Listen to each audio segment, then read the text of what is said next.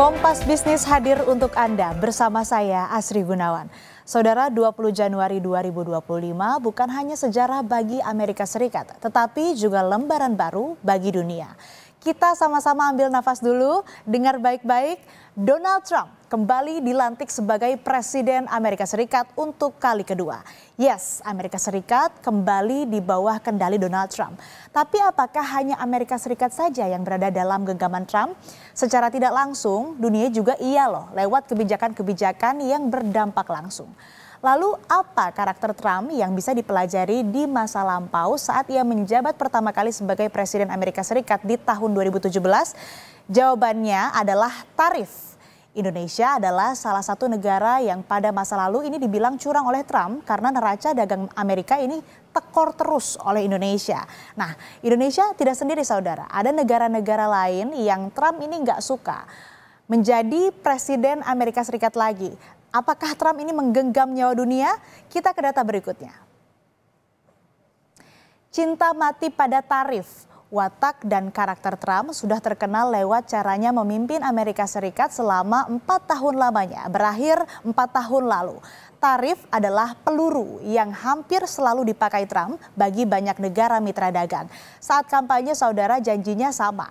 Tarif adalah kunci yang diyakini membuat Amerika berjaya di peta dagang dunia. Tetapi peluru ini membuat meriang banyak negara di dunia karena kena imbas. Lalu apa janji Trump? Pertama, getok tarif 100% bagi negara yang sepakat meninggalkan dolar Amerika Serikat. Kemudian BRICS adalah negara yang berencana memutus ketergantungan pada dolar. Di Januari ini Indonesia bergabung ke BRICS. Nah, itulah kenapa Kompas Bisnis juga bilang Indonesia ini punya nyali besar menghadapi Amerika meski ini pasti dengan strategi. Lalu siapa musuh bebuyutan Trump? Mudah sih jawabnya, Tiongkok. Nah, Trump ini akan menaikkan tarif impor barang asal Tiongkok jadi 60% secara umum, bahkan menjadi 100% khusus untuk produk otomotif. Kalau Tiongkok kena getok, sudah pasti dua pilihannya nih. Balas Trump sembari cari pasar baru juga, kemudian Kanada dan Meksiko juga akan digetok tambahan tarif 25%. Trump juga punya sentimen negatif pada dua negara ini loh karena masalah jasa. Pada dunia, Amerika sempat rekor defisit terdalam di Juli 2024 di 78,8 miliar dolar Amerika Serikat. Watak Trump ini memantik hitungan Bank Dunia. Kita akan lihat data berikut ya saudara. Bank Dunia langsung mengingatkan Amerika secara spesial mengingatkan Trump. Kalau Trump benar-benar menjalankan kenaikan tarif impor sebesar 10% dari mitra dagang global, yang terjadi adalah ekonomi dunia ini akan berkurang 2,7%. Lebih parah jika negara yang digetok tarif tinggi membalas, maka ekonomi dunia ini juga bisa tertekan sampai 0,3% poin. Inilah kenapa judulnya, apakah Trump juga menggenggam nyawa ekonomi dunia? Dampak apa yang terjadi pada Indonesia kalau perang dagang di dunia kembali terjadi? Ekspor akan melemah karena permintaan global juga menurun. Banyak negara saling mengeluarkan kebijakan proteksi. Trump ini dulu pernah bilang Indonesia curang. Bagaimana hubungan dagang antara Indonesia dan Amerika? Kita lihat data berikutnya. Kami ambil data terbaru milik Badan Pusat Statistik sampai November 2025. Amerika adalah penyumbang surplus terbesar perdagangan non-migas bagi Indonesia. Sederhananya Indonesia ini menang banyak karena ekspor ke Amerika Serikat. Kita lihat saudara, di tahun 2023 bulan November ini surplus dagang Indonesia non-migas atau angkanya ini adalah 1,24 miliar US dollar. Kemudian di bulan Oktober tahun 2024 nilainya adalah sebesar 1,52 miliar US dollar dan di tahun 2024 juga tahun yang sama tapi di bulan yang berbeda, di bulan setelahnya di bulan November ini sebesar 1,58 US dollar. Lihat kan datanya, dari tahun ke tahun selalu naik, bahkan secara bulanan juga naik. Kekhawatiran Trump ini untuk kasih kebijakan yang enggak-enggak ke dunia ini bisa tercermin dari pergerakan rupiah. Nah, kita lihat seperti apa pergerakan rupiah di data berikutnya. Kalau kita lihat grafiknya saudara, naik turun ya. Di tanggal 27 Desember 2024, kurs ini sebesar 16.251.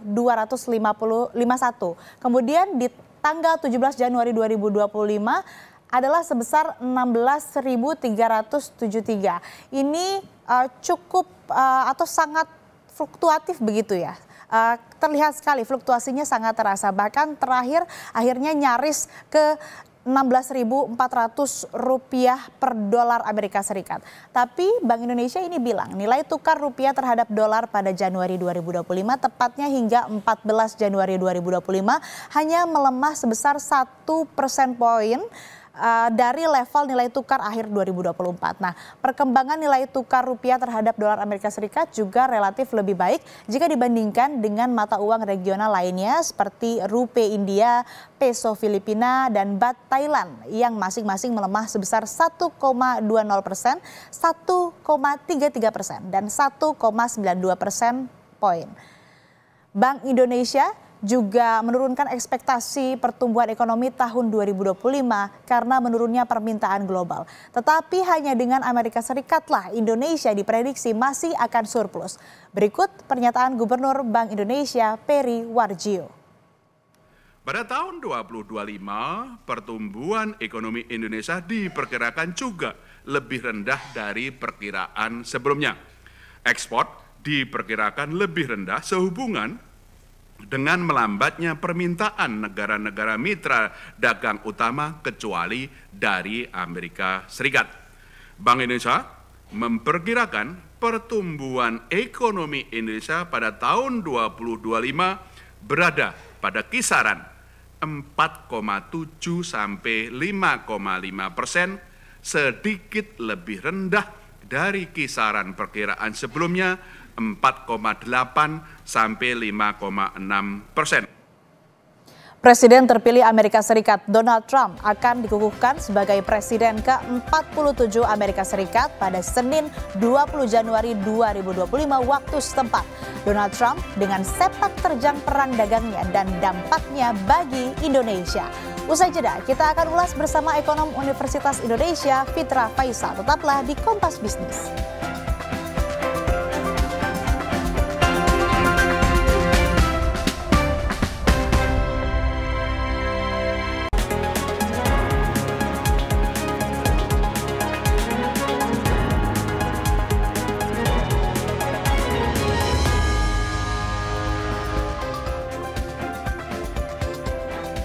Presiden terpilih Amerika Serikat Donald Trump akan dikukuhkan sebagai Presiden ke-47 Amerika Serikat pada Senin 20 Januari 2025 waktu setempat. Donald Trump dengan sepak terjang perang dagangnya dan dampaknya bagi Indonesia. Kita akan ulas bersama ekonom Universitas Indonesia Fitra Faisal. Selamat pagi Mas Fitra, apa kabar? Selamat pagi Mbak Asri, kabar baik. Mas, ini kan Trump kembali jadi presiden. Bank Dunia ini menurunkan prospek pertumbuhan global kalau perang dagang ini atau perang tarif kembali pecah.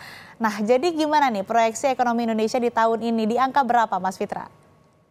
Ya, kalau dalam tafsir Protagorion, hidup itu kan relatif ya. Kalau kita melihat perspektif Trump itu juga pasti ada risiko dan peluang. Untuk Indonesia sendiri sebenarnya kalau kita melihat pertumbuhan ekonomi di tahun ini, tahun 2025 ini masih cukup resilient ya. Masih bisa di atas 5%. Kita atau forecast teknikal kami itu masih menunjuk angka 5,05% ya. Dan bahkan bisa 5,1% kalau memang pemerintah mampu untuk kemudian mengelola fondasi ekonomi domestik dengan baik. Tetapi tentu ada peluang juga untuk kemudian itu anjlok di bawah 5% karena sudah ada beberapa lembaga di internasional ya, tidak hanya World Bank tapi juga ada beberapa lembaga yang lain seperti misalnya Nomura, dan saya juga melihat Fitch Rating yang mana itu mengekspektasikan ekonomi Indonesia itu 4,9%.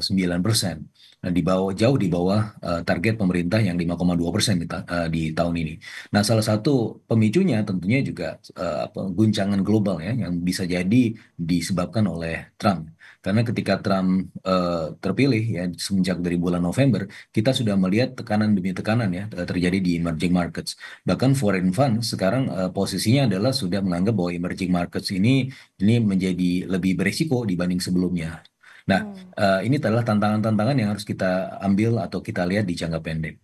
Nah, kenapa bisa seperti itu sih sebenarnya? Kalau untuk perekonomian domestik Amerika Serikat sendiri, sebenarnya di tangan Trump itu ada posisi untuk yang lebih baik di tahun 2025 ya, dengan Make America Great Again dan kebijakan-kebijakan fiskal ekspansif ala Trump itu pasti akan memicu pertumbuhan ekonomi di Amerika Serikat.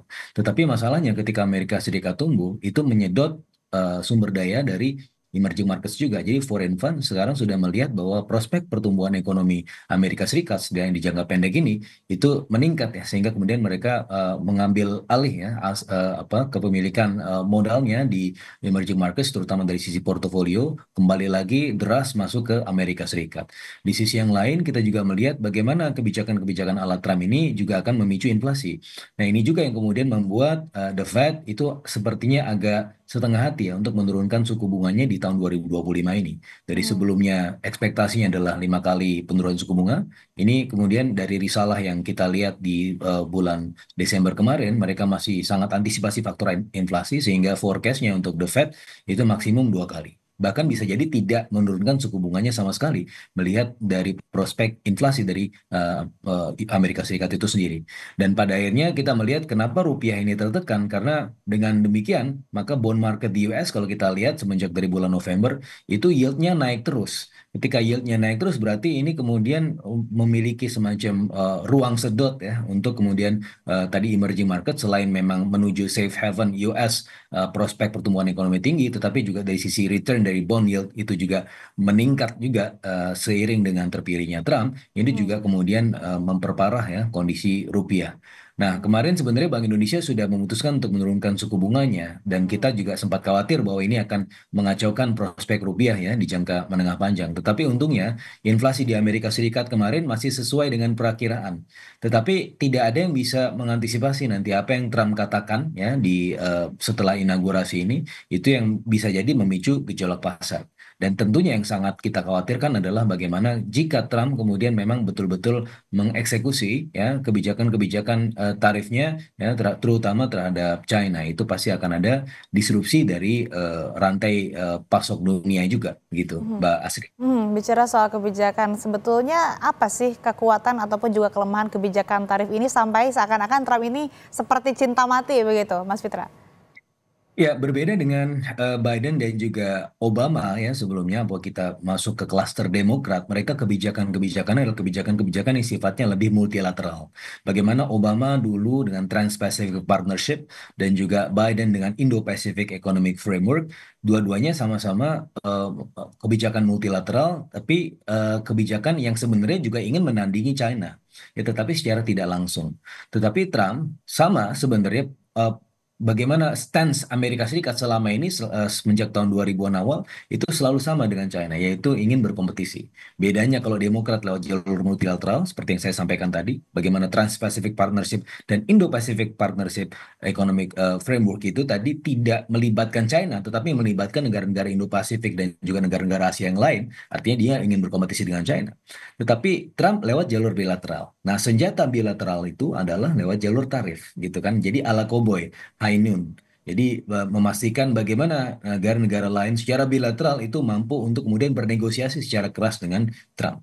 Memang ini di satu sisi ada risikonya, tetapi di sisi yang lain kalau kita kembali lagi kepada periode pertama Trump, di akhir-akhir periode Trump itu kita sebenarnya Indonesia hampir saja membuat semacam limited trade deals ya dengan strategi-strategi bilateral yang tadi Trump lancarkan. Memang dia mengancam, tapi di sisi yang lain selalu membuka peluang peluang negosiasi.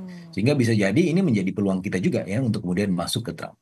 Di sisi yang lain juga ada peluang juga kita ketika Trump itu terlalu keras dengan China, maka kita bisa saja menjadikan Indonesia sebagai basis kawasan yang mengelola produk-produk China, intermediate goods yang masuk ke Indonesia, sementara kita juga bisa memiliki peluang untuk re-export kepada Trump, kepada Amerika Serikat, yang mana Trump ini sepertinya tidak atau belum menganggap Indonesia sebagai ancaman. Nah, kalau kita melihat bagaimana Pak Prabowo ketika Trump itu sudah terpilih ya setelah di bulan November menelepon menyatakan penghormatannya, menyatakan selamat, dan itu juga kalau kita lihat dari sisi subliminal apa yang disampaikan Pak Prabowo ketika ya apa namanya mengafirmasi apa yang disampaikan oleh Trump ya selama telepon-teleponan itu sedikit banyak kemudian memposisikan diri sebagai bukan ancaman.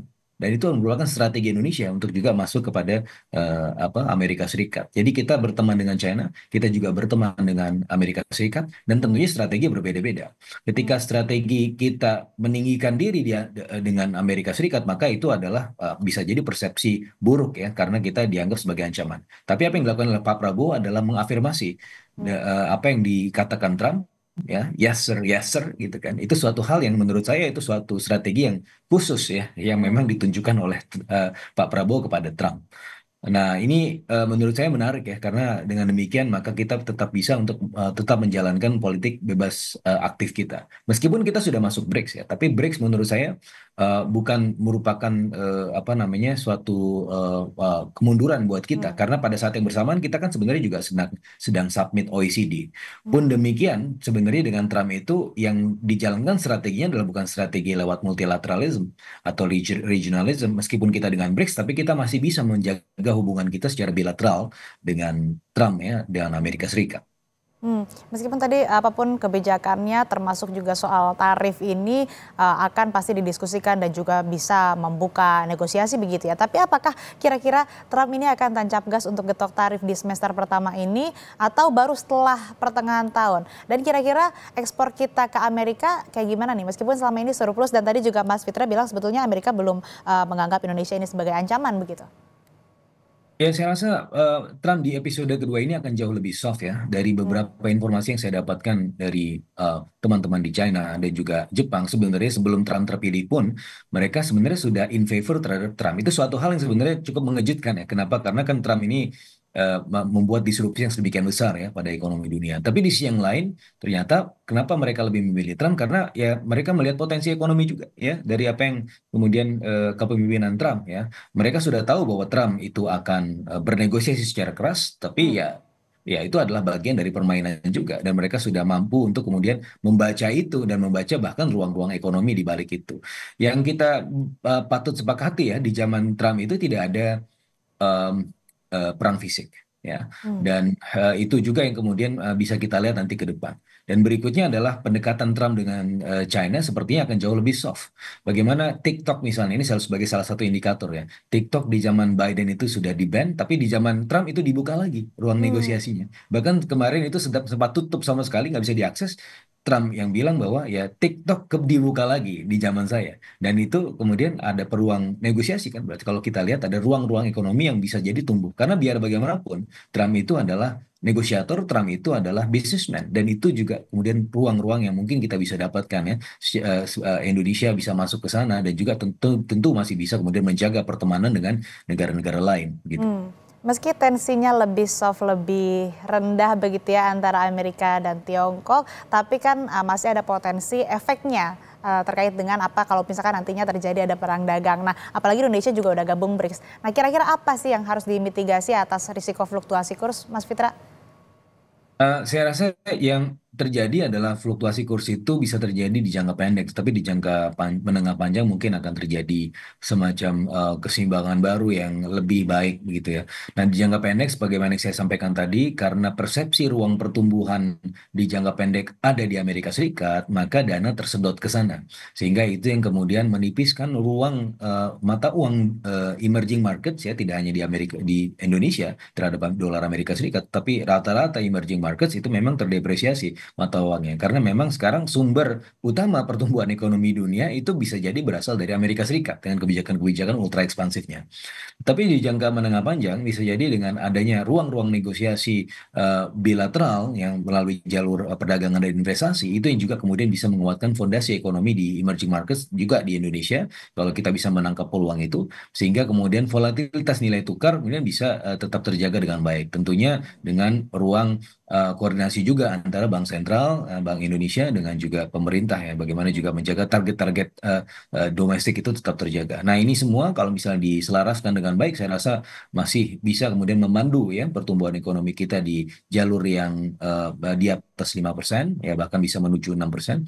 Dan di sisi yang lain, inflasi dan juga prospek kemudian nilai tukar masih tetap terjaga gitu. Tapi saya masih melihat bahwa forecast kita ya untuk nilai tukar di tahun ini memang tidak akan masuk kembali ke 15 ribuan.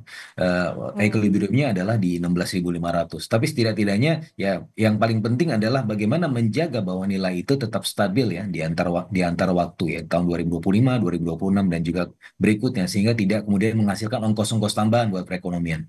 Karena tahun lalu salah satu sumber yang menekan ya industri kita adalah dari sisi ongkos produksi yang juga salah satunya dari volatilitas nilai tukar. Nah, ini juga perlu kita jaga ya di zaman post inauguration dari Trump ini. Oke, yang nggak kalah penting juga nih Mas Fitra, singkat saja. Kira-kira akan seperti apa nih nasib pasar modal atau bursa kita ini selama Trump mengendalikan Amerika?